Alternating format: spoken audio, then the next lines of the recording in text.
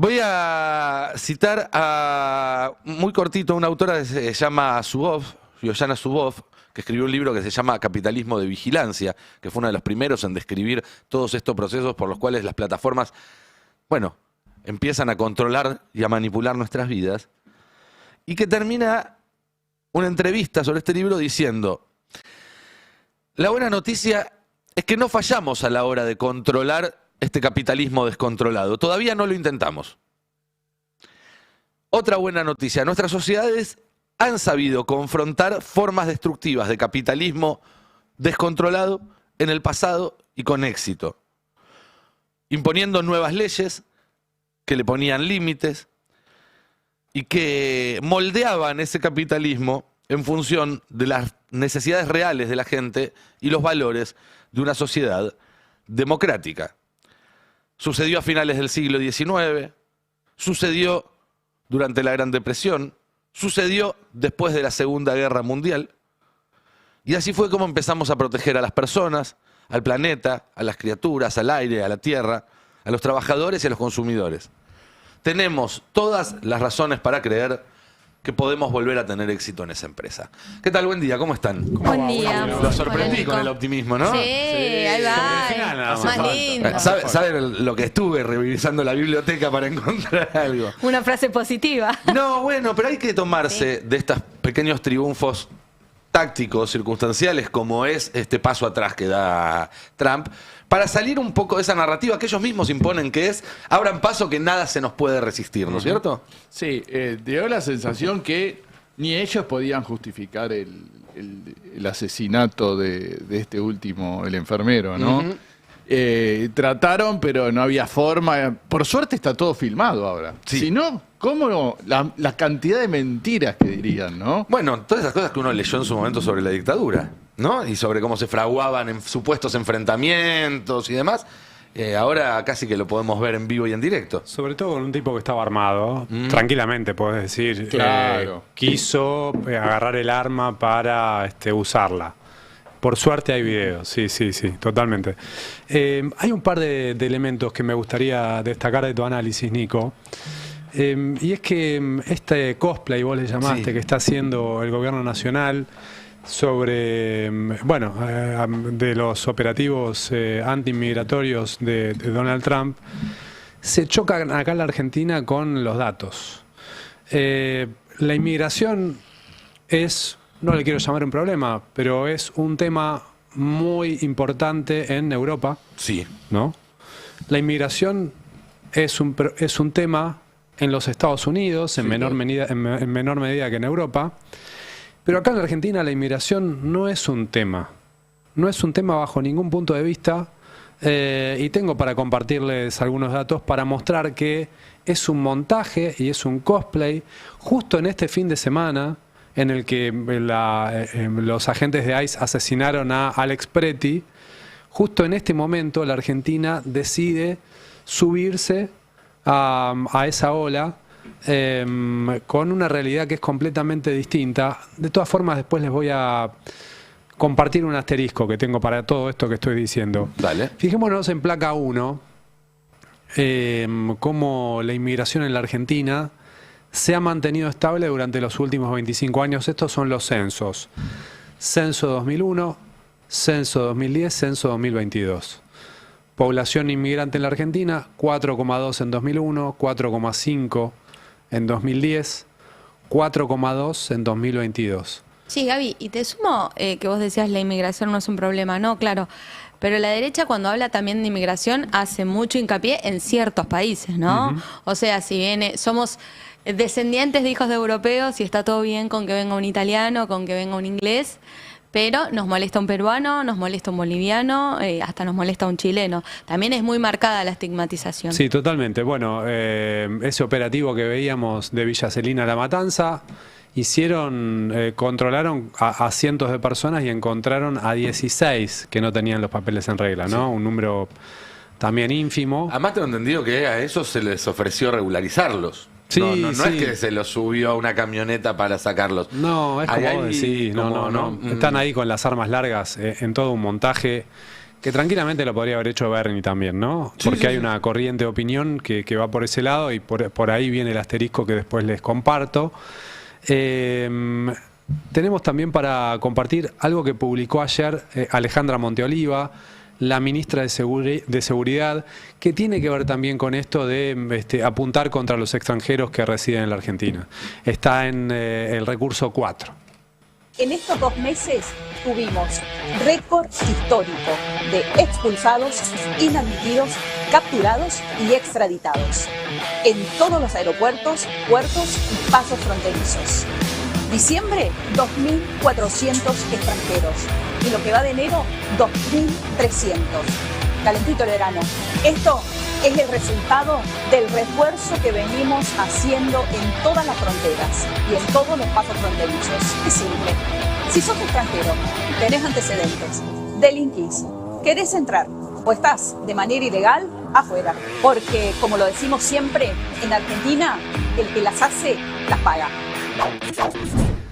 ¿Te puedo meter un paréntesis? Sí, claro. Porque que la ministra de Seguridad, de quien depende por decisión de este gobierno el Sistema Nacional de Manejo del Fuego, diga esté calentito el verano, mientras Sí. están quemando 35.000 hectáreas en la Patagonia y el gobierno no hace nada, me parece bastante grave.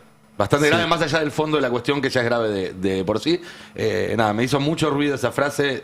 No me había percatado, pero sí, el operativo migratorio en La Matanza es un cosplay de lo del ICE. Ella parece que quiere hacer un cosplay de Patricia Bullrich Pato, también, ¿no? sí, claro. Sí. Y fíjate, tenemos en recurso 5 un dato que compartía Ari en su editorial sobre que está en el informe del Comité de Prevención de la Tortura, sobre la cantidad de extranjeros en el total de la población carcelaria en la Argentina. Representan el 4,5% del total de la población carcelaria. Esto se corresponde casi de manera exacta con el 4,2% que decíamos en el 2022, representan el total de extranjeros en la población argentina. Claro. Es decir, ni siquiera los extranjeros que tenés tienen más o tienen más tendencia que los nacionales. Bueno, todo esto muestra que esto es un montaje artificial que no está sustentado en datos de la realidad argentina. Ahora te decía, hago un asterisco ahí, porque seguramente también, pese a que la inmigración no es un tema en la Argentina, esto genera muchísima adhesión en buena parte de la opinión pública. Sí. Entonces, en la Argentina, ¿podés copiar y pegar lo que hacen en Estados Unidos respecto de los controles migratorios? Y quedás medio en ridículo, porque terminás yendo a una feria en La Matanza o haciendo ese video como Alejandra Monteoliva diciendo estamos dando el combate contra los extranjeros cuando los datos te desmienten en 5 segundos.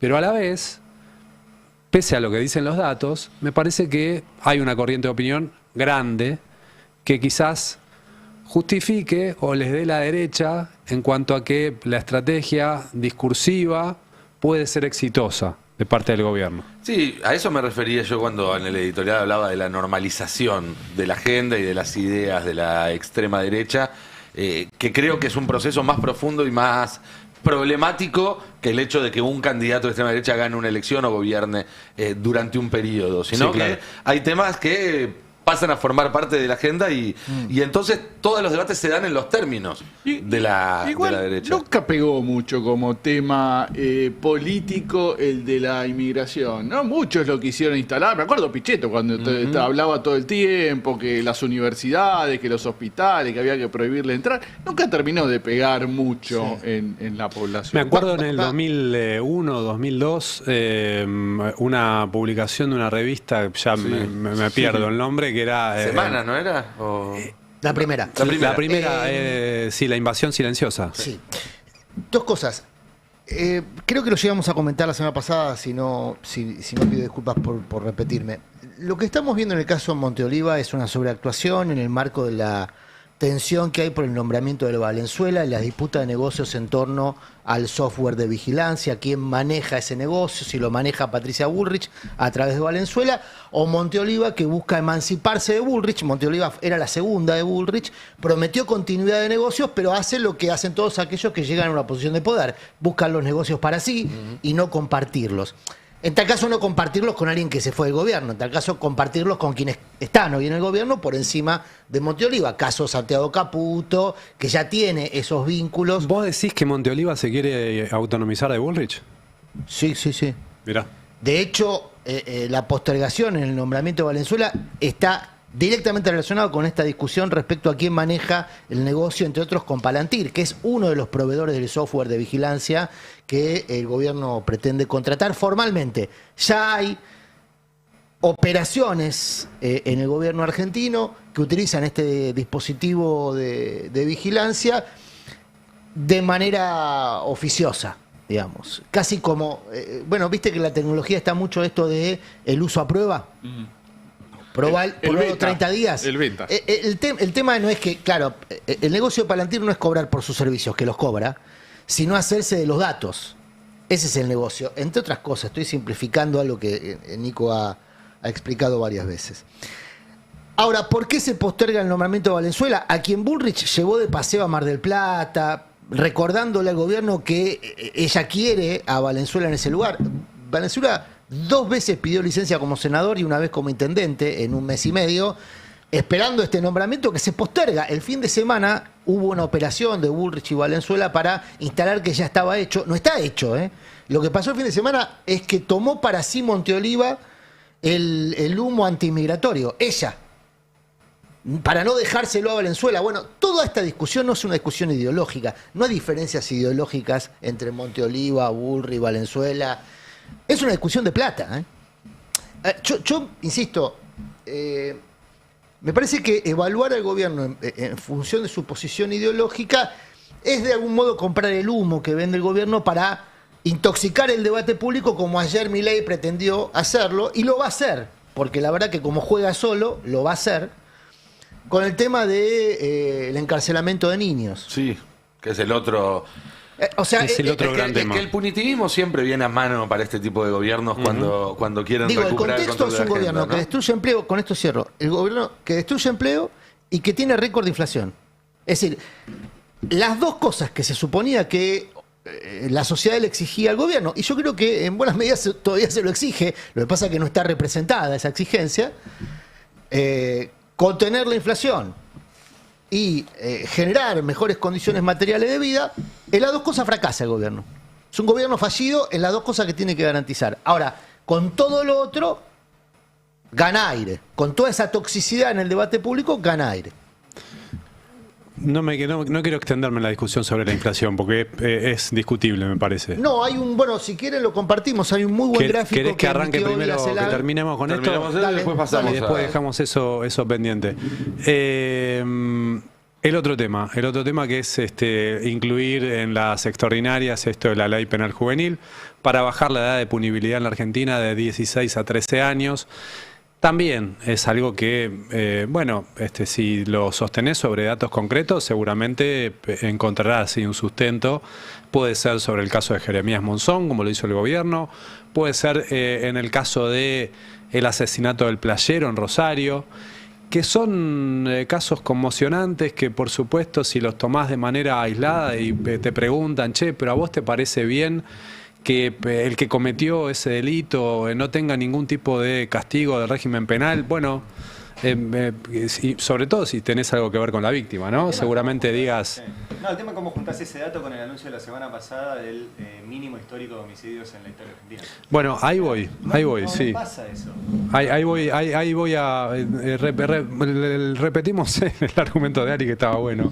No, decía que cómo se conjuga esta cuestión punitivista con el propio dato que difundió el gobierno la semana pasada, que es que estamos en el mínimo histórico de asesinatos en la 3,7. 3,7 está es buenísimo, viene bajando de este gobierno, el anterior. Y en la provincia de Buenos Aires también, ¿no? Es una cuestión que no, por supuesto, que si baja a nivel nacional, también baja en la provincia de Buenos Aires. Tampoco puede sostenerse que a nivel nacional tenemos una situación idílica, que en realidad, en comparación con el resto de los países de América Latina, sí la tenemos. Tenemos que sacar pecho en cuanto a eso. En este ponían caso el también gráfico. pasa que está todo filmado. Hoy todos los asesinatos se terminan viendo después por televisión, incluyendo este crimen atroz del chico que estuvo filmado Jeremías Monzón, sí. en un video. Eso también genera más impacto, ¿no? Igual, Gaby, más que saquemos pecho, porque sacar pecho, digo, en todo No, caso, claro. creo que tiene que ver más con... Hay que ponerlo en No, valor el dato. Pero además, nos quieren vender que tenemos una situación que amerita aplicar políticas como las que se aplican en El Salvador, que tenía Claro. más tasa de mortalidad que Afganistán o Irak. Bueno, cuando tenemos menos que Uruguay o Chile. Entonces, digo, usar los datos para dar esas discusiones políticas también, ¿no? Me voy brevemente por... hago un agregado al tema, pero De tiene eso que se ver. trata el pase. Yo estaba de vacaciones y archivé la mayoría de los chats de laburo. Pero hubo uno que no archivé, que... Está Ari sin micrófono haciendo acotaciones. Te dijo tibio porque él no archiva los chats, él deja el teléfono en una caja fuerte, en un búnker, 10 metros bajo tierra. Está bien, bueno, está bien. Quizás que me quiere escribir mi madre, ponele. Y le tengo que responder. Porque algunos chats de laburo, pues no archivaste todos. No, bueno, pues es difícil, porque viste que funciona el WhatsApp casi como una casilla de mail. ¿El Antos, por ejemplo, lo archivaste? No, el de Landos no, jamás. ¿Sideira? No, yo te hablo yo te hablo de los grupales, de los grupos. El pase, el destape, archivado. Captura de video, archivado. Bueno, a todo eso me refiero, y también de batalla cultural. Me llegó uno de prensa de la provincia de Santa Fe, en el que destacaban que la cárcel de máxima seguridad que está construyendo Puyaro en Santa Fe, él no lo dice en los videos, pero a esa cárcel le dicen el infierno. El infierno, sí. Y en las gacetillas que pasaban decían la cárcel conocida como el infierno. Estábamos totalmente rayados. Estamos totalmente rayados. Porque es el propio gobierno de Santa Fe el que dice, vamos a construir una cárcel que se llama el infierno. Tan loco, ¿no? Porque es anticonstitucional, pero bueno. Bueno, igual mejoraron respecto a los que le querían poner Cristina Kirchner, ¿no? ¿Te acordás en la campaña? Pero Puyaro, ¿te acordás que hizo un intento de buquerización de su gobierno al inicio? Bueno, le fue uno mal más. Le fue Uno mal. más. Dicho eso, vamos a los datos. Fíjate estos datos de la provincia de Buenos Aires, que es supuestamente el lugar donde más El mal de todos los males sería. el crimen adolescente, que Sí. muestran cómo evolucionaron las investigaciones preliminares de adultos y de jóvenes en el fuero penal juvenil, que es con la actual edad de punibilidad arranca a los 16 años, de 16 a 18 años. ¿Cómo evolucionó esas investigaciones en ese fuero y en comparación con la de el fuero de adultos? Placa número 2 es la comparación que muestra que desde el año 2009 las investigaciones correspondientes al fuero de menores en el año 2009 eran de 4,3% del total, ¿sí? Y en el año 2023 representan el 2,2% del total. Es decir, no hay un crecimiento del crimen adolescente, del crimen de menores en la Argentina. Esto está corroborado por datos de la Procuración de la Provincia de Buenos Aires, que la comanda Contegrán, que es alguien que puso María Eugenia Vidal, no es alguien que responde al kirchnerismo. Macri, correcto, durante la gestión de Vidal en la provincia. Fíjate este otro dato, que está en la placa 3, que se refiere a crímenes, homicidios dolosos, ¿no? Homicidios intencionales. La curva verde es el total de homicidios dolosos, es decir, los cometidos por adultos y por menores, en la provincia de Buenos Aires desde 2009 al 2023. Hay un descenso claro que lleva de 7,6 cada 100.000 habitantes a 4,2 cada 100.000 habitantes. En los menores, en este fuero penal juvenil, se reduce también de 1 cada 100.000 habitantes a 0,4 cada 100.000 habitantes. Esto es desde el 2009 al 2023. En el 2009 representaban esos crímenes cometidos por menores el 12% del total, o el 12% en comparación con los cometidos por mayores, o el total en realidad, no son los mayores, sino que es el total, la curva verde.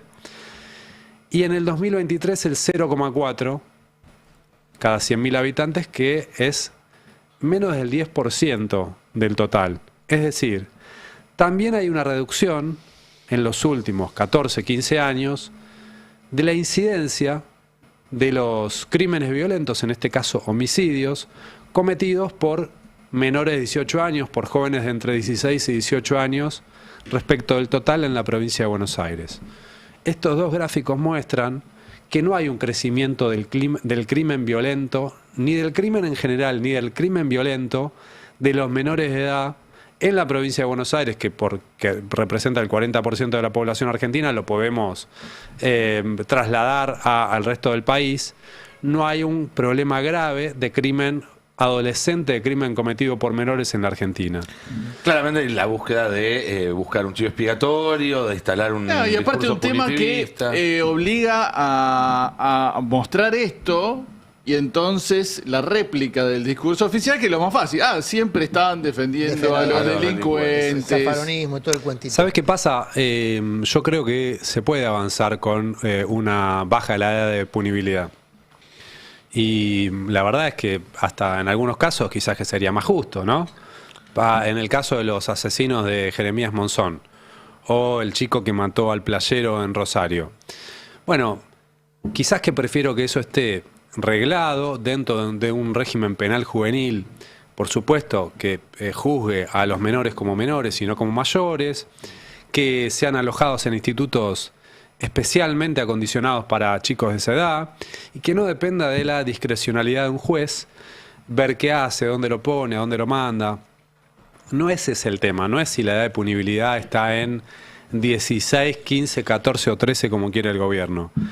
El tema es vender esto como el combate a la inseguridad y hacer pensar que porque bajás la edad de punibilidad vas a reducir la inseguridad en la Argentina, o incluso que vas a eliminar los crímenes cometidos por chicos de 13, 14 años.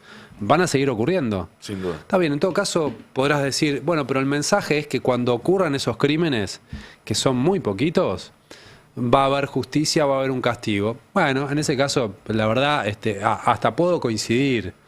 Sí. Pero esto no es la solución a los problemas de delito. Esto no es un tema importante, no parte de un diagnóstico. ¿Cuál es el diagnóstico que te lleva a decir voy a bajar la edad de punibilidad? El diagnóstico es, bueno, quiero que, esos poquitos casos tengan un castigo. Te diría que son dos diagnósticos cerrados. Por un lado, pensar que tiene que ver con la minoría de edad o con el hecho de ser inmigrantes. Y segundo, pensar que los problemas de delito en la Argentina tienen que ver con las muertes violentas. Cuando en realidad tiene que ver con los delitos pequeños que no se controlan, que suelen estar gestionados por la propia policía. Siempre. El celular que te arrebatan, el motochorro que te apunta con un chumbo pero no va a disparar. Claro, el celular que te arrebatan. También el que tal vez ya la gente tiene cansada un subregistro, no va, sí, pero el celular que te arrebatan, que quizás que uno de esos pibes termina preso y después la cárcel es una escuela para el delito, ¿no? Obviamente. Pero siempre te puede estar escuchando a alguien que es familiar o que es cercano a una víctima de un crimen violento y decir, no, bueno, sí tenemos un problema de inseguridad en la Argentina, sí tenemos un tema de crimen violento en la Argentina. Se contradice esto con el anuncio de la semana pasada del Gobierno Nacional, ¿no? En la Argentina, en todos los países hay crímenes violentos. Son inevitables. En todos los países. La mayor es parte, inevitable. además, no son lo que uno piensa cuando piensa en inseguridad. La mayor parte de los crímenes violentos suceden puertas adentro de las familias, de las parejas, con vecinos. Entre conocidos. Más del 60% de los homicidios dolosos en la Argentina, el victimario conoce el victimario y víctima se conocen. Así es. ¿Sí? Entonces, hecho este diagnóstico, podés decir, ¿sabes qué? Si querés bajarlo a 14, ahora, o a 13, pero va a aparecer un caso de un nene de 12 años que mató a un amiguito. Hace poco pasó, creo, con un nene de 13 años. De 12. ¿De 12? Sí, 12 años. Que le decían el chorrito, ¿no? Por eso, ¿y ahí qué haces entonces? Lo bajás a 11 y después lo bajás a 8. ¿Qué sé yo? No sé, no importa tanto eso. No, está claro, está claro. En unos minutos vamos con el debate sobre la inflación, además de otros temas que tenemos de política y demás. Pero quería aprovechar que lo tenemos un ratito más a Ari acá, porque ayer hubo un nuevo capítulo, un capítulo muy fuerte de la pelea entre el gobierno y Techint. Sí. Pelea entre comillas, en parte. ¿Ustedes de qué lado están? Vamos a ser así. ¿De qué lado están? Milei o Techint. Milei vota Gaby Sued. Milei o Techint, Silveira. Pero, Qué difícil. Cualquier respuesta No, señora, tibia ¿por queda qué? fuera del juego, ¿no? Sí, claro, no. Porque si no- pero para vos Te voy a hacer asumís una un respuesta enfrentamiento como- ahí entre ¿Eh? Milei y Techín. No, ahora vamos a ir a eso. claro. Te voy a Es un hacer una poco el- respuesta a los Scioli. Yo ya en su momento. Me están esperando para comer, chao. Hay que Ah, pasarlo. Lo tenemos el video ese de Pasalo. Scioli, busquémoslo Hay y que pasarlo pasémoslo al porque es loop, ¿no? extraordinario. Ah, Eso eso, yo te lo paso. es un juego y Adrián como buen editor me va a entender, es un bait, como un se bait, dice ahora, o cliquero para pensar algo que es mucho más complejo y que ojalá el árbol del quilombo actual no nos tape el bosque de lo importante. Para el que no se enteró, finalmente Techín perdió una licitación privada, vale aclarar, Sí. de un grupo de empresas que tenía que hacer una parte importante de la infraestructura para exportación de gas de vaca muerta. Y la perdió en manos de una empresa que tiene origen en India, pero que su proveedor de chapas para hacer los caños, que es el que compite realmente con Techín, es de China. De India. No, la empresa es de Ah, India, perdóname. las chapas vienen Correcto. de... O sea, una empresa india De le China. compra materia prima china Claro. barata, le da valor agregado y nos lo vende por más plata a nosotros. La dobla y trae el caño acá y la vende más barata que Techín. Y esto obviamente disparó un montón de cuestiones. Está el presidente en este momento tuiteando sobre el tema. Ayer Federico Sturzenegger tuiteando sobre el tema. La gran discusión es, ¿qué haces? O sea, si vos sos una empresa y haces una licitación y viene alguien que te ofrece más barato, ¿se lo compras o no se lo compras? La respuesta obvia es sí. Ahora, el tema no es qué hace el consorcio de empresas donde está Pan American Energy, YPF, Pampa Energía, etcétera, que evidentemente si puede gastar menos, va a gastar menos como Obvio. haría cualquiera, sino qué hace un país con esto. Entonces ahí viene la otra discusión. Techint es una empresa argentina que produce en la Argentina y uno por default diría: estoy a favor de que cualquier gran negocio que hay en la Argentina tenga prioridad una empresa argentina. Y ahí viene la repregunta. ¿Techint es industria nacional? Y ahí hay un montón de discusiones para dar. Por ejemplo, ¿dónde está radicada Techint? Bueno, Techint no está radicada en la Argentina, tenemos para mostrar, para que lo vean, lo voy a hacer rápido, igual en el editorial lo hicimos temprano un Sí, poco más búsquenlo, lo extenso. recomiendo. Pero si ustedes van a los balances de Techint que son públicos, van a ver que no está radicada en la Argentina. Esta es Ternium, la nave insignia de Techint, radicada en Luxemburgo. Tenemos a Tenaris, que es la otra empresa importante, radicada también en Luxemburgo, donde no hay ninguna fábrica. ¿Sí? Es simplemente una dirección postal. Y tenemos a Tecpetrol, que es a donde se redirigió Techint, que tiene domicilio legal en la Argentina, pero está controlada por una sociedad en España. Ahí la tenemos en el Paseo de los Recoletos, además, justo. Número 12, tercer piso, en Madrid.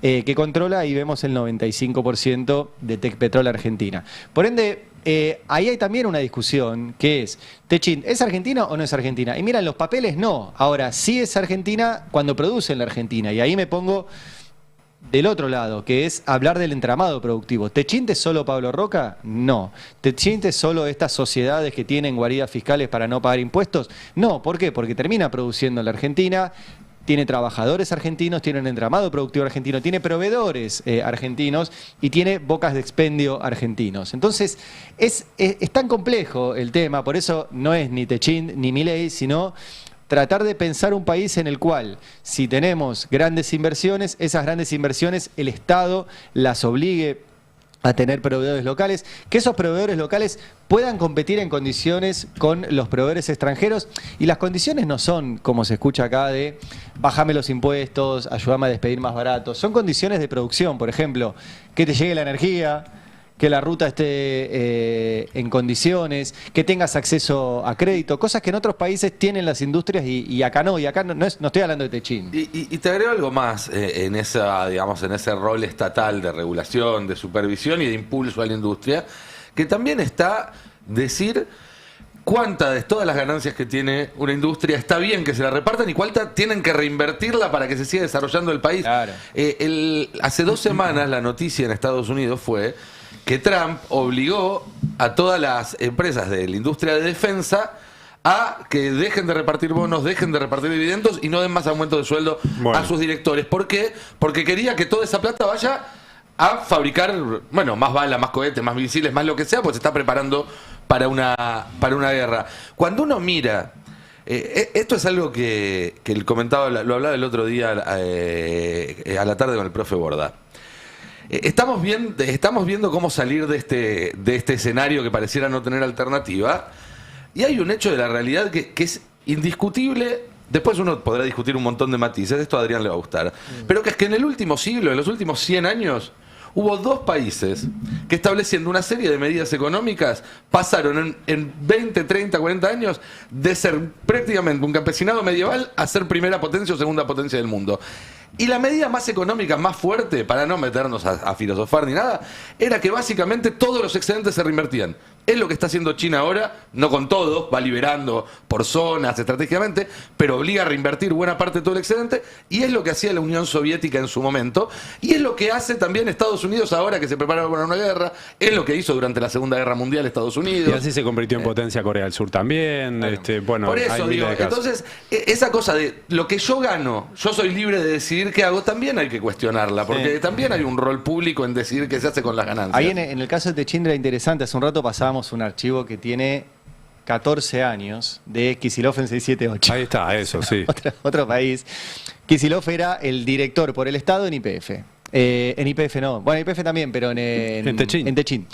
¿Por qué? Bueno, por la estatización de la FJP, también habían hecho negocios con las acciones de Techint, etcétera, entonces quedó ahí. Si ustedes entran a las actas, son públicas, todo esto que es público, simplemente hay que elaborar un poquito, siempre está la discusión en las empresas qué se hace con la guita. Y siempre el representante del Estado decía, reinvirtamos. Y perdía las votaciones porque tenía una minoría de acciones, decían no, repartimos dividendos. Y en ese archivo que pasamos de Kicillof, la discusión era la misma en 2012, o sea, no hay nada nuevo, era ¿qué decide un país? ¿Protege su industria? La decisión siempre es, o sea, en el global siempre sí. Bueno, ahora, dentro de ese sí, ¿qué industrias protegemos? Y bueno, la industria siderúrgica es una industria importante porque genera muchos puestos de trabajo, genera mucho entramado productivo. Bueno, sí. Ahora, dentro de esa empresa, de esa industria y de esa industria siderúrgica, ¿protegemos a una que es un monopolio y que maltrata a sus proveedores y a sus clientes, cobrándole carísimo y maltratando a sus proveedores y tercerizando buena parte de sus proveedores para no cumplir con las leyes laborales?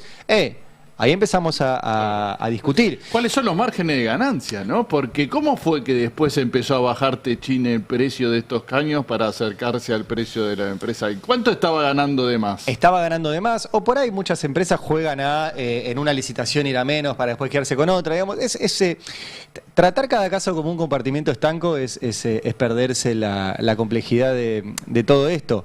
Pero acá también está la discusión de qué hace el gobierno de Milei con esto, ¿no? Porque Milei dice, yo propongo que el Estado no se mete en nada, lo cual es mentira. El Estado siempre se mete, elige ganadores y perdedores. Ahora, Milei tiene también encima a Estados Unidos que le dice, acá tienen que estar las empresas yanquis, y la que gana es una empresa india con proveedores chinos, que se va a quedar con una obra clave de infraestructura de la Argentina que se la quieren quedar las empresas yanquis. O sea, el tema es hiper complejo. Yo no estoy ni con Techint ni con Milei, obviamente, porque Milei quiere destruir la industria y Techint quiere proteger a Techint nada más. No le interesa la industria argentina. Hay varias capas de problemas, ¿no? Yo escucho a muchos empresarios diciendo, incluso del sector siderúrgico, que dicen que su problema de competitividad son los impuestos locales. O sea que ahora la responsabilidad es el pago de ingresos brutos. El problema de base... Pero eso puede ser cierto para una pyme, no es cierto para Techint. No es cierto en ningún caso. Y voy a explicar... No es cierto en ningún caso. No es cierto en ningún caso. Y voy a explicar por qué. La competitividad de China no está dada por su sistema o esquema impositivo. La competitividad de China está dada por lo que contaba Nicolantos. Un programa de inserción social, el más ambicioso que conozca la historia, por el volumen, 1.000 millones de personas incluidas en un esquema alimentario de al menos 2 veces al día. Está escrito todo esto, ¿eh? Lo fantástico del proceso chino es que todo se escribió con décadas de antelación y se llevó a cabo como un plan. Había que incluir a 1.000 millones de personas en un esquema alimentario de 2 veces al día. ¿Cómo se lograba eso? Bueno, industrializando y sustituyendo importaciones. Estoy simplificando, ya van a venir los expertos a aportar matices y detalles, pero ese esquema diferencia el modelo chino del resto de Occidente. ¿Por qué? Porque Occidente, desde la Revolución Industrial en adelante, fue incorporando derechos, sobre todo derechos laborales, que China postergó, no vamos a decir que suprimió, postergó durante varias décadas. Y eso le otorgó una enorme competitividad. Después está la intervención del Estado por la vía directa, es decir, en la gestión económica de las empresas. Argentina se jodió, para recrear una frase icónica de la política española, se jodió en los 90 cuando entregó Somisa a Techín. No, pero es clave entender por qué la Argentina se jode en ese momento, es clave, y por qué el campo popular no lo revierte. No lo revierte en parte porque hay una idea de que el sector privado tiene virtudes que el Estado no tiene. Hay una idea, digamos, socialmente aceptada que el sector privado tiene virtudes que el Estado no tiene. Eso se acuñó en dictadura, se profundizó en los 90 y sigue vigente en el inconsciente de los sectores formadores de opinión, sobre todo. La idea de que el Estado es malo, paquidérmico, corrupto, y el privado es bueno pero no lo dejan. ¿Ves? No, una idea que rige en los formadores de opinión. Lo que vos estás planteando cuestiona la eficiencia del privado, que es un tabú.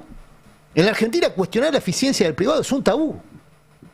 Porque el privado siempre va a tener la excusa, o el impuesto, o los derechos laborales, o los derechos de los trabajadores, o la competencia con dumping, que va a ser lo que vamos a escuchar ahora. Creo que hoy salió una campaña feroz de Techín diciendo que el problema es el dumping de los chinos. La verdad es que la Argentina entregó al sector privado un recurso estratégico fundamental para su desarrollo, que es la industria siderúrgica. En Occidente, los países desarrollados, a excepción del Reino Unido, no llegaron a ese extremo. Siempre hubo intervención estatal en los recursos estratégicos, como lo está viendo ahora, por ejemplo, pública y decididamente del gobierno de Trump, con minerales raros, con minerales fundamentales para el desarrollo. ¿Desarrollo de qué? De tecnología, de lo que hoy necesita el mundo. Bueno, para volver al tema Techín, ¿qué va a pasar ahora, creo yo? Se llegará a un armisticio, porque la diversificación que tiene Techín hoy es uno de los beneficiados del modelo. Fundamentalmente en vaca muerta. Pasa lo mismo que con Clarín. Por un lado se pelean por un negocio, pero por el otro lado cierran otros. Este modelo de dólar planchado perjudica y beneficia a distintos departamentos de negocios del grupo Las Techín. famosas internas intraelite. Sí, que en este caso puede ser incluso intraempresa, porque hay sectores de la empresa que están ganando mucha guita y hay sectores que están siendo más afectados. Ahora, permítame poner, para cerrar la mirada, en Villa Constitución y en el corredor industrial de Rosario. Porque ahí va a estar el problema central de esta película. Techín va a terminar haciendo un acuerdo con el gobierno. Lo que pierda ahora, por esta decisión de un consorcio privado, lo va a recuperar de otra manera. Pasó cada vez que Techín tuvo una controversia con algún gobierno. Como suele ocurrir con Clarín, que tiene alguna controversia con algún gobierno y termina ganando guita. Digamos, ¿no? Nunca perdió guita Clarín, incluso en las controversias con los gobiernos. Entonces Techín va a ganar guita. El problema es que pasa con esas familias, esos pueblos, esas ciudades que dependen de una, dos o tres empresas, en general ligadas entre sí, para la producción de chapa, integrar la producción de chapa en la industria manufacturera de ¿cómo se llama? De bueno, es lo que estamos viendo ahora también en toda la industria láctea, exactamente, en la industria de alimentos. Tal cual. La clave para mí es lo que vos planteabas, es ese tendal de desempleados va a requerir por parte del gobierno una respuesta. Y la respuesta me parece que la estamos viendo con lo que contaba Ariel. La persecución a inmigrantes, la criminalización de los niños, la criminalización de la oposición política, la criminalización de la protesta en general, como vemos miércoles de la disidencia incluso, porque protesta hasta implica algo activo, y este gobierno ha demostrado que incluso disentir no va a dar solución. Yo lo que digo es que no va a dar solución económica a los problemas que el propio gobierno crea. No tiene forma de dar solución económica porque el programa es un programa fallido. Como ocurrió en los 90, es un programa fallido. Ahí entra la discusión por la inflación, que cuando ustedes quieran ahora volvemos a eso. Me estaba acordando que la vez que Cristina criticó a Techín porque en vez de fabricar los caños acá, los Del traía, gasoducto. los traía desde Brasil. Esa fue una discusión re interesante porque, primero porque el gasoducto lo hacía el Estado y no privados, a diferencia de Claro. que lo hacen privados. Segundo, que el gasoducto se financiaba con el aporte de las grandes fortunas, una Así parte. es. Sí. Y tercero, porque lo que planteaba Cristina en ese video es que Techin había ganado la licitación, pero pedía $200 millones para transferirse a sí mismo a su filial de Brasil para pagarse los caños a sí mismo que los hacía en Brasil. Entonces, el planteo de Cristina en ese momento, que era muy atinado, es, che, nos faltan dólares, si Techin le va a transferir a Techin, que Techin la deje acá. Que use sus dólares. O que use sus dólares y déjalos acá, o trae la línea de producción Fue de la chapa pelea acá. con Culfas, ¿no? Bueno, con Parte de Alberto, la pelea con el que, Culfas, sí. el que finalmente da el Pero ahí visto salió bueno. Culfas. Salió Mirá vos, Culfas, en la sí. misma oración pelea y culfas. No, nunca me hubiese imaginado. Pero el que está era Alberto, o sea, no importa. Culfas, Sí, era el pero ministro. voló por el aire, a eso me refiero, que Sí. terminó Sí, saliendo sí. del Sí, Fue un poco gobierno. después eso, ¿Fue pero después? sí, fue por una cuestión más en redes sociales que había habido, pero Puede ser. sí, todo alimentó ese No, malestar. pero que el había. tema es que no necesariamente Lo que sí, hay que una- gane Techin te garantiza que los va a construir acá ni que... No, obvio, pero y además también en eso que decía Cristina hay una parte que ella obviamente sabe, pero cuando lo expresa no lo dice, que no se puede mudar una fábrica de un día para el otro. O sea, cuando una persona pone una fábrica y hunde su capital ahí, pone una máquina, mover una fábrica no es como mover un comercio o como mover un servicio o lo que sea. Son cosas estructurales. Por eso ahí hay un punto cuando dicen, bueno, que sea a mediano plazo, a largo plazo, que haya un plan. Es bastante difícil de poner una fábrica cuando no sabes qué va a pasar mañana. Y yo no estoy de acuerdo con lo que decías antes. No es lo mismo para las pymes que para Techin. Techin tiene muchas formas de saltear los problemas que tienen las pymes que las pymes no tienen. Sobre todo dos. La cuestión impositiva. Digo, el ejército de contadores y la estructura armada en guaridas fiscales, que vos conocés muy bien, para eludir los impuestos acá. Y la cuestión laboral. A Techin no le hace un problema un juicio laboral y a una pyme sí. O sea, tienen problemas distintos, por eso Yo no digo- se las puede tratar Yo igual. digo que siempre es justo y útil segmentar las políticas públicas. Lo que digo es que estoy de acuerdo en eso. Hay que segmentar políticas públicas en todos los sectores económicos, no solamente en la industria, también en el sector agropecuario. Segmentar políticas públicas es una buena política en general. Hay que tener cuidado porque en general en la segmentación hay un grado de atribución del funcionario que si no es bien Está bien, controlado sí, puede pero- generar... pero No, como no, concepto pero tiene que estar es importante porque la Argentina ya vivió procesos de segmentación que terminaron siendo grandes hechos de corrupción. Yo, más allá de eso, estoy parafraseando a Perón, si se controla es mejor, no estoy diciendo nada sacrílego. Ahora, en ese aspecto, más allá de la discusión puntual de si segmentar sí o no, lo que digo es que el problema no son los impuestos locales. Lo voy a decir así. El mismo grupo social que vota a Milei, creyendo que sacar impuestos es positivo, por esta miopía ideológica que muchas veces hemos comentado de la élite económica de la Argentina, se queja de los impuestos, pero después exige contraprestaciones que solo los impuestos pueden pagar. Entonces, exige educación de calidad, pero critica cómo se financia la educación de calidad, que es a través de los impuestos.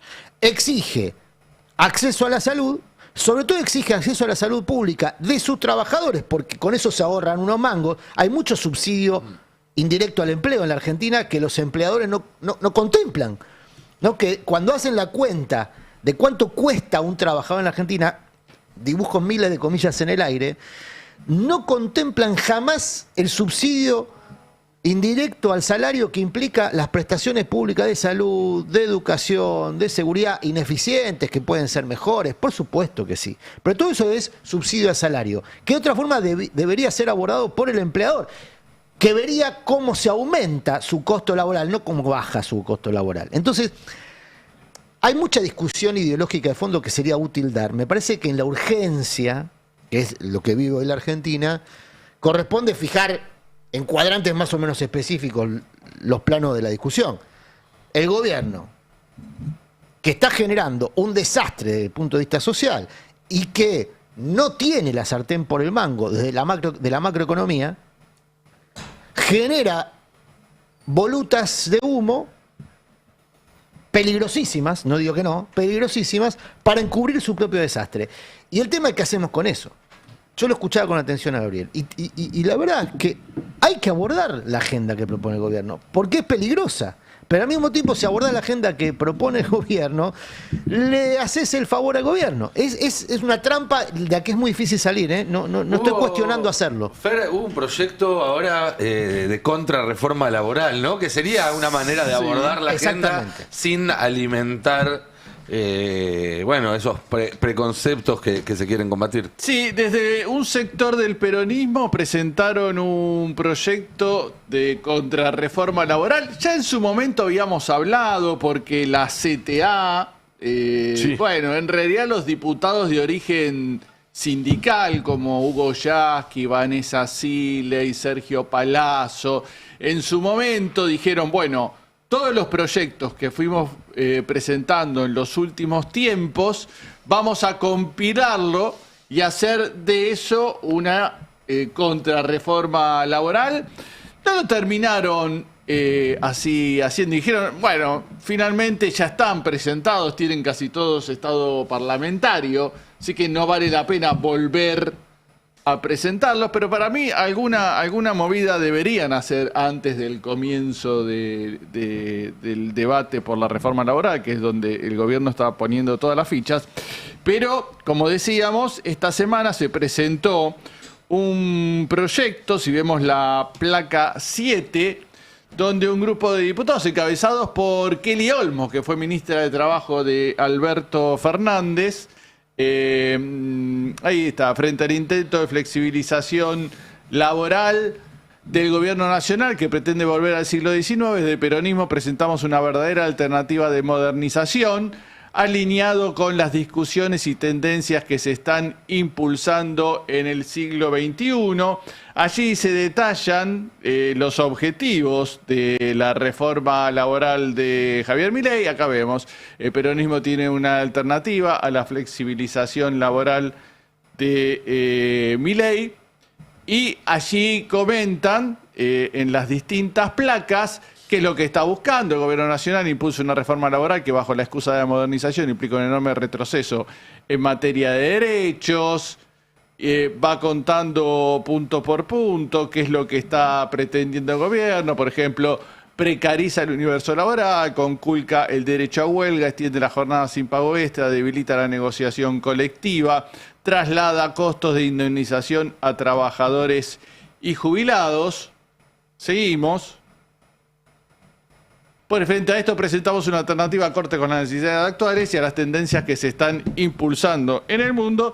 Y allá detalla, ¿no? A partir de ahí, punto por punto, la vigencia de los acuerdos colectivos, homologación de acuerdos derivados. O sea, vamos a empezar a ver una reforma que es realmente una contrarreforma porque está planteando, diría, lo opuesto a lo que está queriendo imponer el gobierno, ampliación de las licencias parentales y corresponsabilidad. Las personas gestantes tendrán 30 días al parto y 90 días posteriores.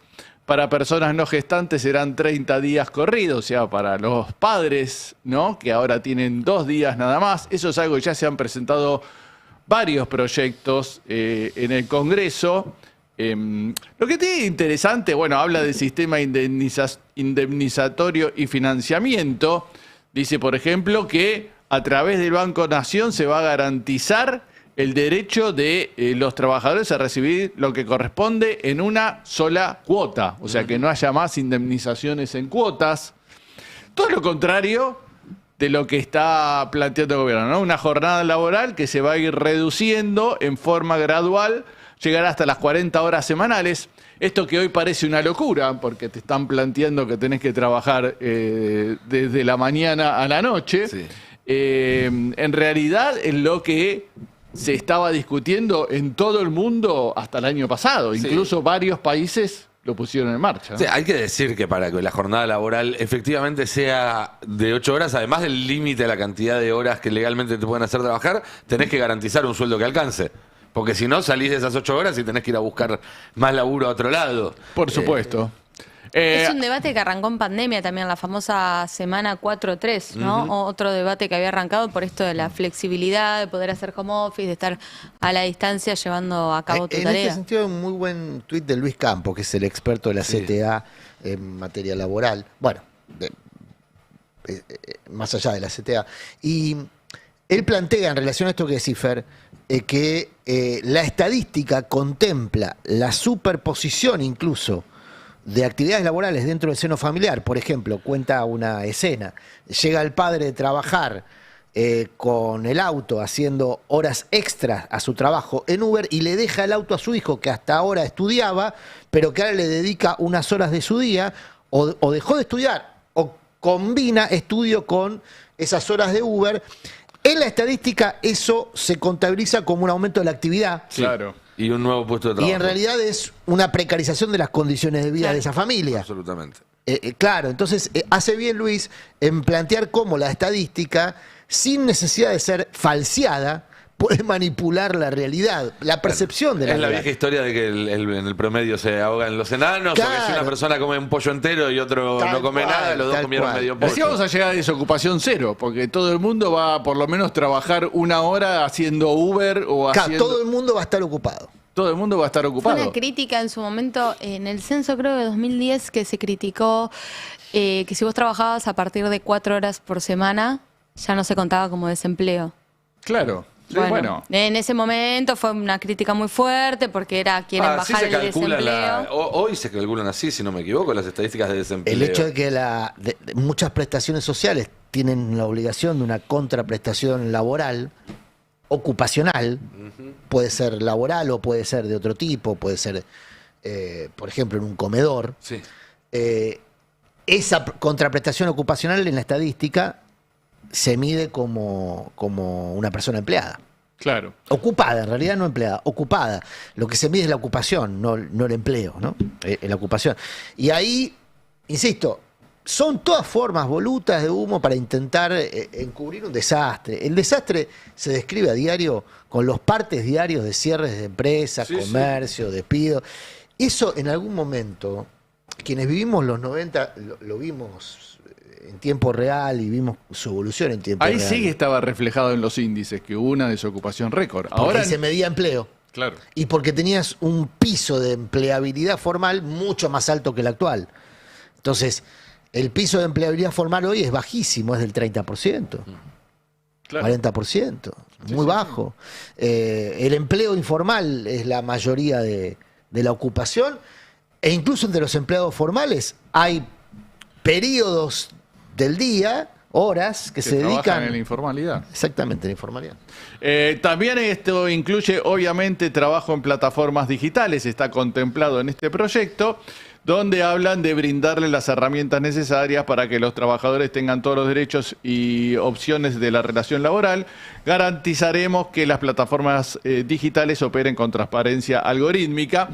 Es interesante, por lo menos, tratar de plantear algo que hoy parece totalmente delirante, podríamos decir, en la lógica, en el sentido común que busca instalar el gobierno, ¿no? Que es que, bueno, cada uno trabaje de lo que pueda, con las condiciones que pueda conseguirse, y si no, es que el mercado no te está necesitando. Bueno, tratar de plantear una contrarreforma a eso.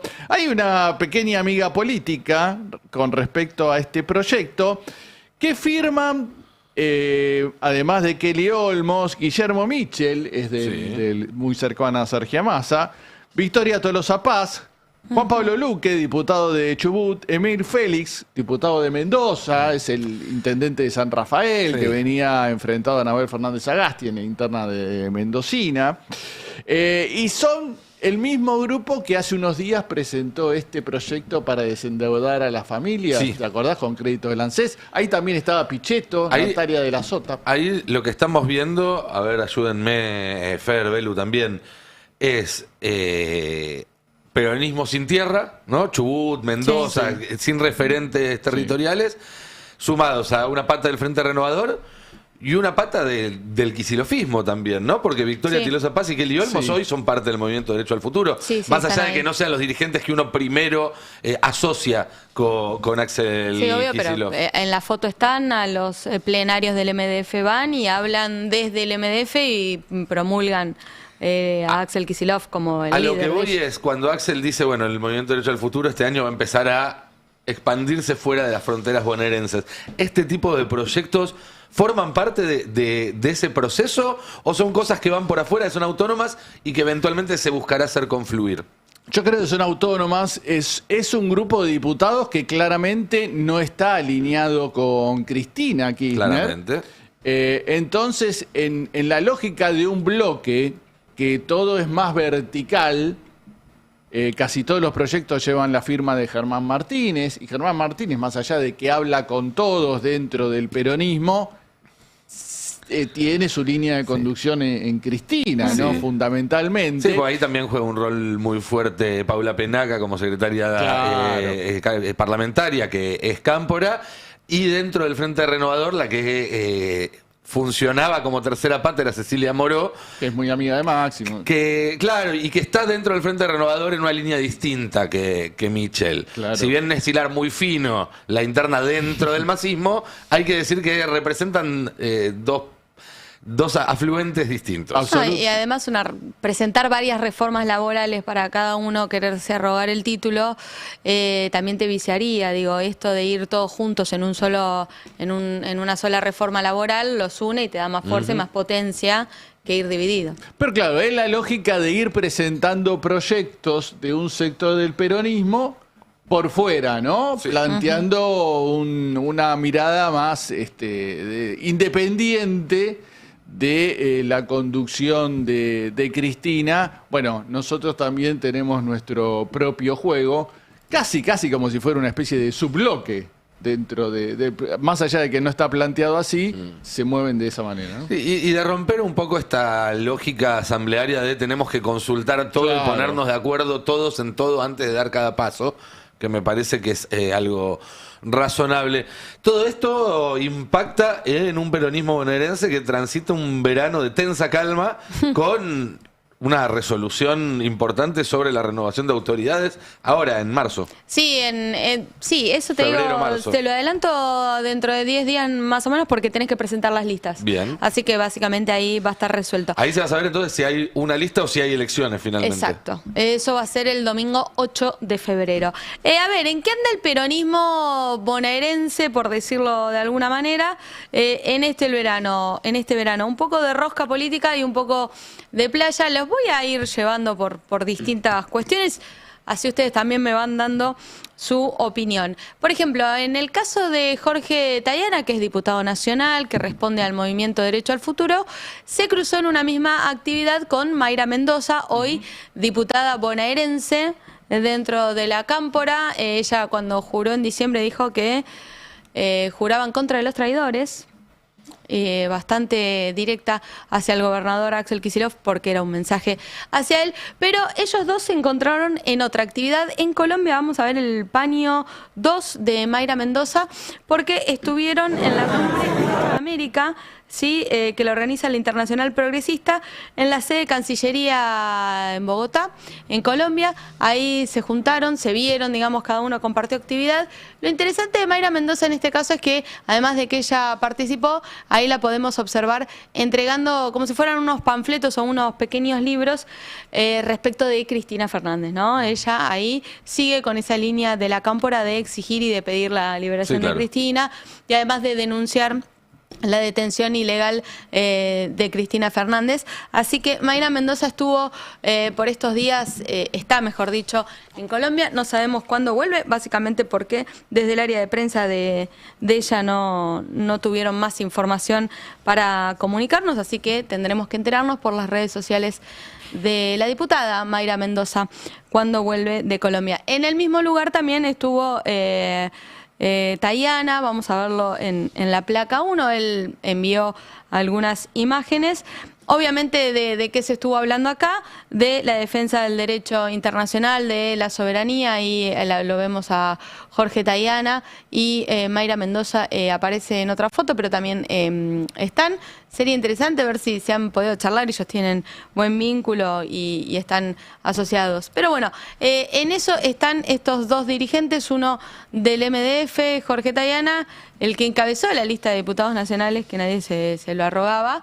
Bueno, en los últimos meses también se lo vio en muchos encuentros con el gobernador Axel Kicillof y respaldándolo a él. Vamos con la placa 3, una foto que causó bastantes comentarios de todo tipo. La publicamos en las redes sociales, nosotros fuimos los primeros. Carly Bianco, el del medio, el ministro de Gobierno, con Chiqui Tapia y Santiago Pérez Teruel. Él es asesor jefe de asesores, ¿no? Jefe de asesores de Carly Bianco. Esta fue una foto que se dio en realidad el 11 de enero en Punta Mogotes, en el balneario 12, en Mar del Plata. En realidad, lo que ellos dicen es, estaban almorzando. De hecho, Carly lo ven con anteojos porque estaba leyendo el menú. Mira. Si no, no usa... Claro, me dijo, fíjate que tenía los anteojos puestos. Bueno, Carly, la verdad no me fijo si tenés los anteojos puestos o para qué los usás. Pero me explicó que era para leer, por eso estaba leyendo el menú. Se lo cruzó a... Igual cada uno de los tres, digamos, tiene su versión de cómo se dio la foto, porque todos dicen, él vino y me la pidió. ¿Los tres? Los tres. O sea, ni siquiera se pudieron poner de acuerdo Pérez Teruel con Carly. Los tres. No, Carly dice que Pérez Teruel se coló en la foto porque le gusta mucho colarse en la foto. Pérez Teruel dice que estaba ahí tranqui, descansando, y que se acercó a saludar. Y finalmente Chiqui Tapia también. Una foto casi mágica, podríamos decir. Es como Cualquiera Royamón, que haya vivido en la Argentina en los últimos 20 años sabe que si va al balneario 12 de Punta Mogotes en enero, es muy probable que se encuentre con el Chiqui Tapia. Sí. Claro. Sí. No es que fue al azar en un aeropuerto random. Exactamente. No estaban haciendo el check-in. Es No, total. muy probable, ¿no? Bueno, a ver, esta es una foto que se dio también en medio de todo el escenario, toda esta cruza que está teniendo el gobierno nacional con el titular de la AFA, que ya lo han contado acá en el pase, toda esta novela. Bueno, salimos a bancarlo. La foto salió del lado de Chiqui Tapia también, digamos, quien quiso mostrar que hay un apoyo de la provincia de Buenos Aires era Chiqui Tapia. Chiqui Tapia, que tiene el Estadio Único de La Plata, pasó a la órbita de la AFA. En un par de semanas va a entrar en obra porque va a tener iluminación en ese estadio, y es el estadio que va a ser el estadio de la AFA. Digamos, se mudó en materia de domicilio, estaba en Capital Federal y se vino para Provincia de Buenos Aires para poder tener la concesión de ese estadio, que en algún momento se jugarán partidos de la selección oficial. Por ahora, y por una cuestión de cábala, se sigue usando el Monumental, y si Argentina gana ahí, ni en pedo se les ocurre cambiarlo por una cuestión política, porque es muy contraproducente. Igual no vuelven a jugar hasta después del Mundial. En la Argentina ya se despidieron el año pasado. Hubo un intento de querer jugar alguno en el Estadio Único antes, pero bueno, no se dio por esta situación de que, mirá, si perdemos en el Estadio Único, se toma como cábala negativa. Hay un antecedente que en las últimas eliminatorias, el único partido que no se jugó en el Monumental, se fue a jugar a la cancha de Boca contra Uruguay, y fue creo que el único partido que perdió en todas las eliminatorias la selección. Bueno, el siguiente a ese se hubiera jugado en La Plata. Ahí va. Y por volvieron. estas situaciones... Mira, nuestro capitán. Yo no creo en las cábalas, pero año mundialista me las respetan todas. Me las respetan todas. Totalmente. ¿Se va a respetar la cábala con el Chiqui Tapia, Messi y De Paul en la finalísima? Y habrá que ver, porque ahora antes del Mundial hay otra finalísima, con España, se juega en abril. A esa me refiero. A ver, la versión más entusiasta de la AFA es que esa foto va a terminar de licuar cualquier escándalo que gire en torno a la AFA, porque va a demostrar el apoyo del plantel al titular de AFA. Apoyo que hasta acá se viene postergando. De Paul viene publicando cada tanto alguna historia de Chiqui. No tiene la misma entidad De Paul en solitario que De Paul junto a Leo Messi y Paredes, porque ojo que son 5 los que suelen participar del mismo evento. La foto es con De Paul y Messi. Yo creo que va a estar esa foto. Sí, bueno, yo creo que sí. Es cábala, pero hasta acá se viene postergando. El propio Chiqui Tapia dijo en público que él considera que después de la finalísima, dependiendo de lo que ocurra con ese partido que se va a jugar en Qatar, va a definir su continuidad de la AFA. Así de dramático lo postuló Chiqui Tapia, con un mensaje al plantel más que al público en general. El mensaje al plantel es: miren que ustedes me necesitan a mí como yo los necesito a ustedes, porque después de la finalísima hay un mundial. Hay un mundial, claro. Entonces, nos necesitamos los dos y yo necesito esa foto. Solo al pasar, ayer hablamos con Agustín Espada, que fue el primero que advirtió sobre la fusión entre Clarín y el grupo Macro. El torneo de fútbol que se está jugando, hay una fecha y media en juego y ya renunció un técnico, ¿no?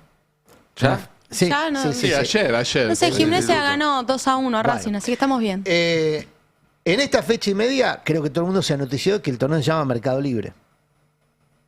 Bueno, Clarín lo sabía de antes, naturalmente. Y lo que también aparentemente sabía Clarín de antes es que hay un intento de que lo que hasta ahora hacía Clarín a través de TIC Sports, que es la transmisión de los partidos del ascenso, lo haga Mercado Libre. A través de su propia plataforma de contenido. Que hasta ahora no funciona. No funciona. Ofrece películas. Hasta ahora no está sí. tan expandido como la oferta cultural, como medio, ¿no? Como producto cultural, que es el Grupo Clarín. Y la intención es expandirlo de la mano de la AFA. Que el acuerdo de Mercado Libre con la AFA no es solamente la copa que lleva su nombre, sino también la televisación, iba a Sí, decir, sí, el la streaming, transmisión. la transmisión La de transmisión. los partidos. Ahí hay un jugador nuevo que se llama Marcelo Figoli, que viene del mundo del espectáculo y que está disputando con Clarín. Creo que ayer lo hablaban con Noé, ¿no? Sí, Costa Salguero. Están disputando Costa Salguero. Me parece que Figoli, que a priori está a favor del Assad, que no es un personaje cercano al Chiquitapia, pero hoy tienen adversarios comunes. Figoli, que acaba de comprar un canal de televisión, Bravo TV, podría ser la pata que le falta a este entramado que Clarín toma como un gran desafío. No tanto en términos de guita. No es que acá se está discutiendo guita, lo decía muy bien Espada ayer. Para Clarín, voy a usar una frase de Manieto, puesto menor. No, es Derpo. Es que Mercado Sí, Libre sí, sí. accede a ese grupo de empresas. Hablamos de Techinta hace un rato, hablamos de Clarín, de las grandes. Bueno, Mercado Libre ya por poder volumen simbólico. puede empezar a Poder discutirles. Si además empieza a sumar poder simbólico, político y demás, es alguien más con quien sentarte a negociar Por en eso una Clarín mesa se muy mete chiquita. a disputarle a Mercado Libre Mercado Pago. Así es. Con este el acuerdo. acuerdo con Brito para Personal Pay. En 3 minutos Sí. nos conectamos con... nos quedaba algo de la provincia de Buenos Aires. Sí, nos quedaban, pero Dale, te muestro avancemos. te renuevo la nueva foto. Te iba a contar cosas de Chiquitapia y de Messi, pero la dejamos para más adelante. Vamos con la placa 4, porque esto que les contaba de la foto con Chiquitapia fue el 11 de enero. Carly Bianco siguió gestionando. Se vino este famoso almuerzo con Barrio Nuevo, ¿sí? Fue el fin de semana en Mar del Plata. 500 dirigentes participaron en el Hotel Presidente Perón. Obviamente estuvo mucho más encabezado y se hizo mucho hincapié en toda la juventud sindical que participó. Carly Bianco habló. Ni Barrio Nuevo ni Acuña son parte de la juventud sindical, ¿no? No me hagan hablar de Barrio Nuevo de nuevo. Y su hermosa frase de los 90. Pero el dato es, ¿ven el señor de gris en la foto que no es Pérez Teruel? Pérez Teruel, sí es cierto, Otra que vez fíjate salió que la foto, le pero gustan las fotos. Esta vez no había menú porque no tiene anteojos. No. Carly. Santiago Pérez Teruel está de negro. El de gris es el ministro de Vinculación y Gestión Institucional de Córdoba, Miguel Siciliano. Es un hombre de confianza de Yarllola y estamos viendo a una de las manos derechas en términos políticos de Axel Kicillof en la misma mesa. Dicen que estuvo muy a gusto Siciliano, que también obviamente dijo los empresarios tienen que recibir ganancias, pero no a costa de los trabajadores, en lo que era la reforma laboral. Y ahí de a poco se empieza a ver todo un teje muy por lo bajo de este armado, Nico, que vos decías, en distintas provincias. En este caso fue un mero saludo formal, pero sabemos que Siciliano, si no quería sacarse una foto con un referente de provincia de Buenos Aires, justo en ese momento te parás y vas al baño, Sí, claro. te parás a saludar, tenés una llamada Sí, que nadie... Le decís al fotógrafo que se corra un pasito para la Correme, derecha. o te podrían haber sacado en la foto y no, digo, bueno, este es un gesto político interesante para tener en cuenta. Lo último, Sergio Massa sigue en Pinamar. Enero no es un mes que suela hablar, ni dar declaraciones, ni mostrarse políticamente expuesto. De febrero a diciembre tampoco últimamente, hay que Un decirlo. enero largo viene teniendo, ¿no? 2 años de enero. Bueno. Lindo vivir en verano. No, a mí me está gusta, bien, el que puede, Adri. El que puede. Está las puteadas por la interna del PJ bonaerense, repodrido de que no haya definiciones de más arriba. En realidad le está diciendo todo esto pasa porque ni él, ni Cristina, ni Massa, ni Axel se ponen de acuerdo, pero sigue siempre, digamos, tendenciando para un solo lado, así que tampoco es que está ayudando mucho. Máximo Kirchner, no tenemos novedades, no tenemos noticias. Gracias por pasarnos información. Muy bien, gracias Belén Bartoli. En un minuto nos vamos a conectar con la Casa Rosada. Allá está nuestro enviado especial Jonathan Eguier. Pero si querés, para ir preparando eso, contanos un poco, Adri, cómo vienen las negociaciones de cara a la reforma laboral y al resto de la agenda parlamentaria. Rebotamos cortito y ya vamos con Jonathan. Muy cortito, mira, la semana que viene se activa el Congreso, como contaba Fer Siveira, con varios temas. La reforma laboral es la prioridad en el Senado para Patricia Bullrich, para Diego Santilli, que está de gira por el país tratando de conseguir aliados. Depende quién haga la cuenta, hay 6, 7, 8 senadores a favor de uno u otro, es decir, a favor de aprobar o de rechazar la reforma laboral. Bueno, ¿cómo se consiguen estos votos? Negociando con los gobernadores. ¿Qué se negocia con los gobernadores? Dinero. Dinero que proviene de aportes del Tesoro, esos aportes que son discrecionales, pero ahora el gobierno puso también en juego los aportes automáticos, es decir, la transferencia automática producto de la coparticipación. El goteo, eso que va goteando. Que es algo, es dinero que le pertenece a la provincia, pero que recauda Nación por impuestos que el gobierno pretende modificar en el proyecto de reforma laboral. Extraordinario informe de los trabajadores de la AFIP, ahora llamada ARCA, donde hacen la cuenta de cuánto podrían perder las provincias y el ranking. ¿Qué provincias podrían perder de más a menos si se aprueba la reforma laboral tal como está escrita por el gobierno? El número grueso lo publica el Destape en una muy buena nota del equipo de Economía. El número grueso es que podría reducirse la distribución de 1.2, el equivalente a 1.2% del Producto Bruto. Es un montón Muchísima de guita plata que no se distribuiría a las provincias. A la cabeza de las provincias damnificadas, la provincia de Buenos Aires, naturalmente. Obviamente. ¿Por qué pierde este 1.2% la coparticipación, 1.2% del producto? Porque en la reforma laboral se hace una reforma impositiva. Claro, está escondida dentro de la reforma laboral. Está escondida porque reduce ganancias, porque elimina impuestos, directamente suprime impuestos, un impuesto que yo personalmente no sabía ni que existía, que es al cine y videogramas. Bueno, esa modificación impositiva de impuestos coparticipables es la prenda de negociación con los gobernadores. ¿Qué le está planteando Santilli a los gobernadores? Eso está para conversar.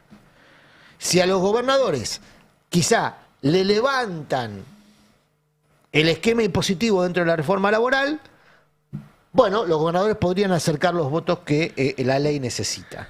Hay que ver si a las empresas les gusta, ¿eh? Hay que ver. Jonathan Eguier, desde la Casa Rosada, ¿cómo vienen esas negociaciones? ¿Cómo lo está viendo ahí?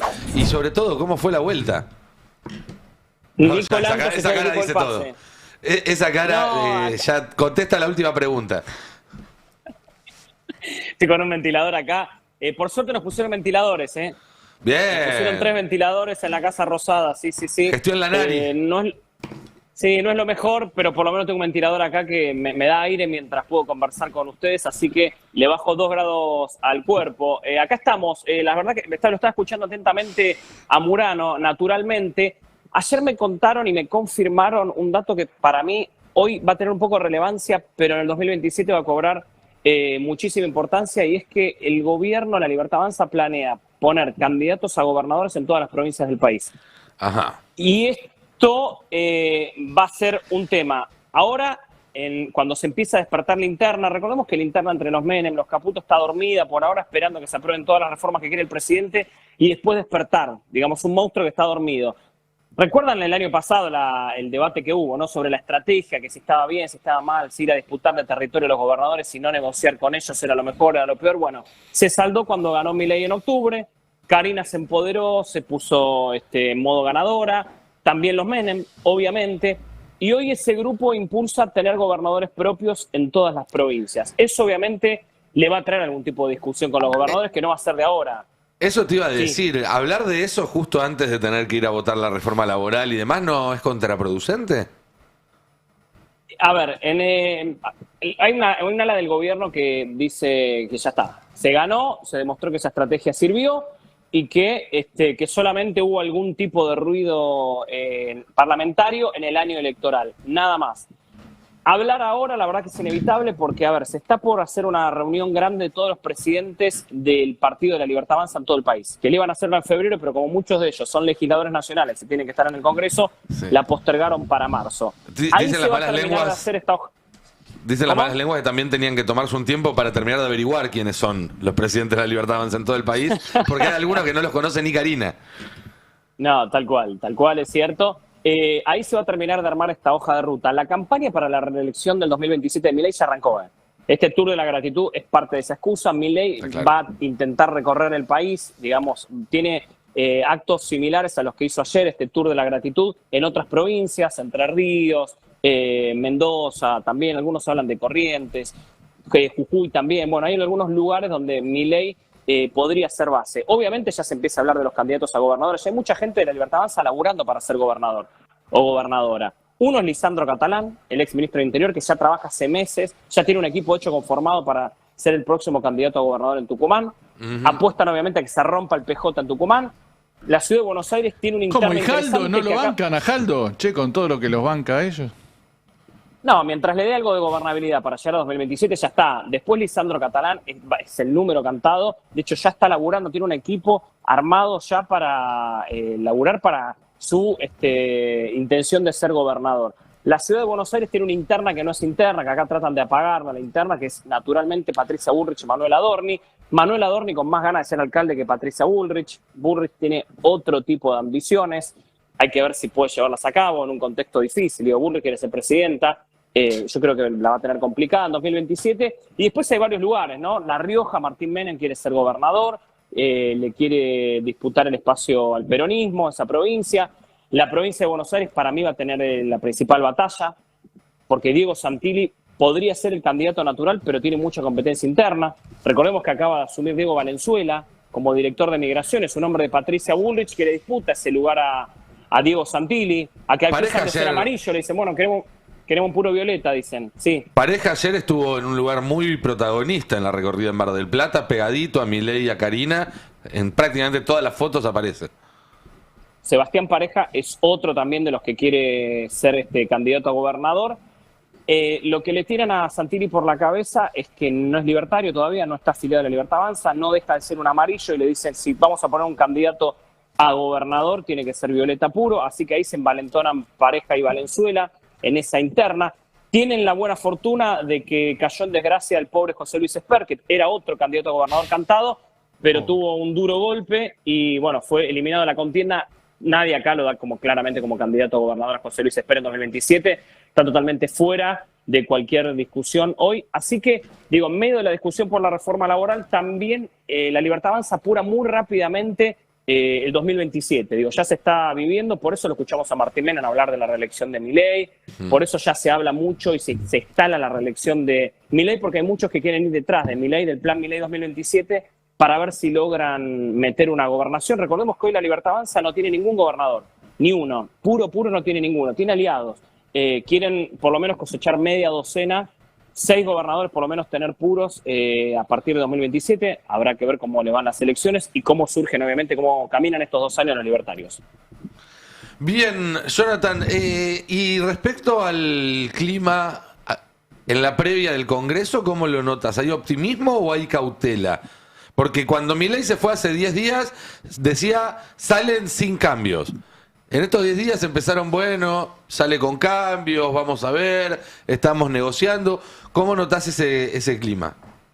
Mientras la resistencia de los gobernadores no sea lo suficientemente grande en este debate que hay por la coparticipación que se metió dentro de la reforma laboral, a mí yo el otro día hablé con una persona que es la que está al frente de las negociaciones con los gobernadores y me dijo, nosotros, respondiendo sobre los cambios, dice, nosotros vamos para adelante como un tren. Después vemos, pero por ahora acá no hay mucha apertura a cambios, salvo que al final del partido se le esté complicando. Por ahora no hay mucha disposición a cambios. Hoy sale lo que está y se acabó. Optimismo hay, también hay cautela. La frase es, somos prudentemente optimistas, me dicen. Digo, saben que no tienen 44 votos, pero saben que también la pueden aprobar, en el Senado. Así que son optimistas, obviamente, sobre la reforma laboral. Hay que ver, insisto, la semana final, la semana previa, ahí se va a definir mucho. Hay que ver la resistencia de los gobernadores sobre este tema. Bien, Jonathan, gracias como siempre por el reporte y aguardando la evolución de estas cuestiones. Les mando un abrazo muy grande. Un abrazo grande.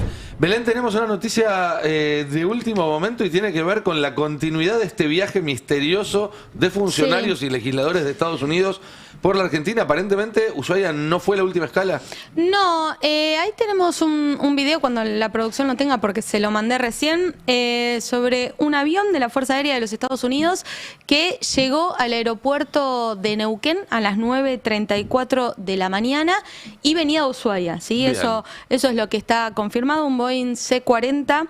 Sí, es el mismo entonces. Exacto, se supone que es el mismo, pero no dieron más información, no hay ningún comunicado, ahí lo vemos, aterrizando, llegando, los que están viéndolo en YouTube, dice United States of America, el avión. Y sí, también está confirmado que vino desde Ushuaia, 9:34 de la mañana. Se presuponía que tal vez fue a cargar combustible, pero no mucho más. Cero información oficial sobre qué hace este avión ahora, por lo menos en la provincia de Neuquén. De la misma forma que no había información oficial sobre lo que hizo en San Juan, sobre lo que hizo en la ciudad de Buenos Aires. Pero sigue, ¿viste? A posteriori, cuando les preguntaron, dijeron, bueno, fueron a hablar de minería y de salud. No se explica qué hicieron en Ushuaia, aunque hay muchas sospechas de que esto está vinculado con la intervención del puerto en esa ciudad de Tierra del Fuego. Lo más curioso es que lo poco que se sabe por algunas declaraciones en off the record de la Embajada de Estados Unidos al Destape y a otros medios que consultaron, pero no hay una sola palabra de la Cancillería Argentina ni del gobierno argentino respecto de nada de esto. Eso es la verdad, es algo que llama muchísimo, pero muchísimo la atención. Aparte vinieron a ver su nuevo boliche. ¿Sí? Sus nuevas propiedades. Claro. Porque son congresistas que se supone que antes que nada tienen que pasar por el Congreso. ¿O no? Si vienen de... Son congresistas, dice en off la embajada. Dice en off la embajada, claro. No sabemos qué son. ¿Sí? De la CIA, congresistas de la CIA. Además de congresistas. O sea, uno supone que la embajada no te va a decir que hay determinados senadores y diputados acá si no están. Pero no te están diciendo quiénes más vinieron, por qué vinieron y demás. Bueno, seguiremos atentamente este derrotero. Estos inmigrantes no joden, ¿viste? Esto no joden. No, y veremos si esta es la última escala, porque también cuando les preguntaron lo de Ushuaia, no dijeron, miren que después vamos a Neuquén. No avisaron que esto continuaba. Bueno, si hay más novedades en las próximas horas se van a enterar escuchando Verdades Afiladas o el resto de la continuidad del Destape. Que lo vamos a desarrollar ahora, lo que decía Johnny. Si el gobierno pretende competir en todas las provincias, en la lógica de Milei, lo que viene desarrollando Milei como táctica política, va a prender fuego varias provincias. Y sí, ya lo hizo en los primeros 2 años. Cuando no está en juego la gobernación, sino legislaturas locales y el Congreso. Bueno, la relación esa es una relación que va a haber que seguir muy atentos en los 2 años que quedan por delante. Compañeros, muchas gracias como siempre por la compañía esta mañana y por toda la información. También al resto del equipo que está del otro lado y ustedes que nos eligen, quédense. Sigue Adrián Murano con sus Verdades Afiladas y luego toda la continuidad del Destape. A las 7 de la tarde me vuelven a encontrar acá haciendo el pase de la tarde. Que tengan una muy buena jornada. Chau, chau. El Destape 1070. Radio y punto.